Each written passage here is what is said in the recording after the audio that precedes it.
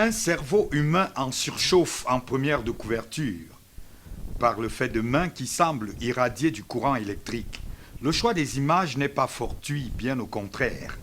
Deux ouvrages du même auteur annonçaient déjà ce qui, à ses yeux et sous sa plume, apparaît aujourd'hui comme la fin de l'être humain, au profit de l'homme augmenté, le post-humain, doué de facultés mentales toujours plus épatantes, doté de capacités physiques hors les normes actuelles.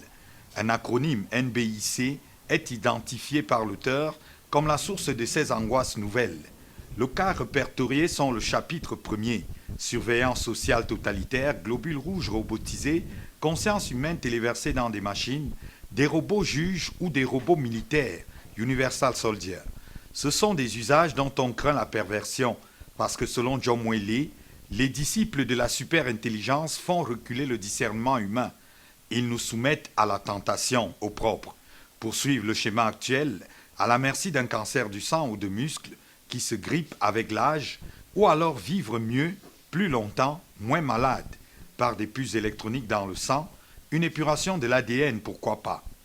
L'impact à court terme de l'intelligence artificielle dépend, selon Stephen Hawking, de qui la contrôle, et à long terme de savoir si elle peut simplement être contrôlée.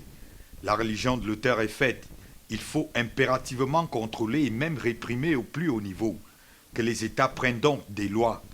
Des chartes éthiques fleurissent déjà, preuve que tout n'est pas perdu dans ce combat contre ce qui appert comme la nouvelle barbarie. L'homme doit rester la mesure. Lignes rouges éthiques de l'intelligence artificielle, édition L'Harmattan 2021, 120 pages.